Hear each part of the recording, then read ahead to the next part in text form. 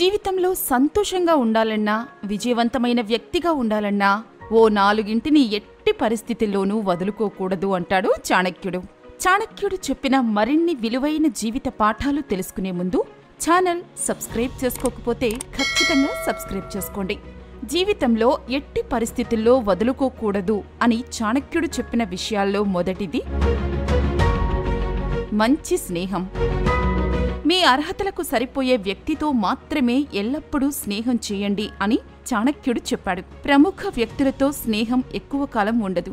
మేక, పులి, పాము ఒకదానితో ఒకటి స్నేహంగా ఉండలేవు. మీ స్వభావానికి విరుద్ధంగా ఉన్న వ్యక్తులతో స్నేహం చేయవద్దు. మీకు దగ్గరై మీకు తోడుగా ఉండే వ్యక్తి స్నేహాన్ని ఎట్టి పరిస్థితుల్లో వదులుకోవద్దు. మీ స్నేహం మనసున్న వారితో మాత్రమే ఉండాలని చాణక్యుడు చెప్పాడు.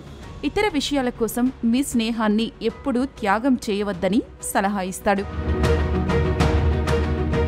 రెండోది జ్ఞానం. జ్ఞానం సంపద లాంటిది. మనిషికి అమృతాన్ని అందిస్తుందని చాణక్యుడు చెప్పాడు. మీరు ఎప్పుడు ఎక్కడైనా జ్ఞానాన్ని పొందగలిగితే మీరు దానిని పొందడానికి ప్రయత్నించాలి. జ్ఞానం ఎప్పుడూ వృధా కాదు. జ్ఞానం, రాజకీయాలు ఎల్లప్పుడూ ఒకేలా ఉండవు. ఎందుకంటే రాజు తన దేశంలోనే గౌరవించబడతాడు. కానీ పండితుడు ఏ దేశానికి వెళ్లినా గౌరవం పొందుతాడు. విజ్ఞానం అనేది సంక్షోభ సమయాల్లో ఒక వ్యక్తికి గొప్ప శక్తిగా ఉపయోగపడుతుంది. జ్ఞానాన్ని పొందే అవకాశాలను వదులుకోకూడదని చాణక్యుడు చెప్పాడు. మూడోది గౌరవం. చాణక్యుడి ప్రకారం మీరు ఎప్పుడూ గర్వంతో ఉండొద్దు. గౌరవంగా బతకాలి. మీ గౌరవం ఎల్లప్పుడూ సంపద కంటే గొప్పగా ఉండాలి. గౌరవాన్ని విడిచిపెట్టి ధనానికి ఆకర్షితుడవ్వడం మహామూర్ఖత్వం. స్వార్థం కోసం గౌరవాన్ని ఎప్పటికీ మరిచిపోకూడదు. ఇలా చేసేవారు సమాజంలో మర్యాద కోల్పోతారని చాణక్యుడు చెప్పాడు. కాబట్టి మీ గౌరవాన్ని ఎప్పుడూ వదులుకోవద్దని చాణక్యుడు చెప్పాడు. నాలుగవది నేర్చుకోవడం.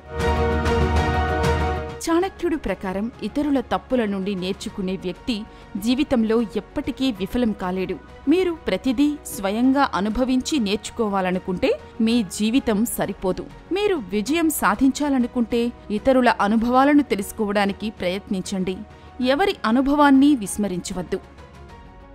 ఇక ఈ వీడియో మీకు నచ్చినట్లయితే లైక్ చేయండి, షేర్ చేయండి.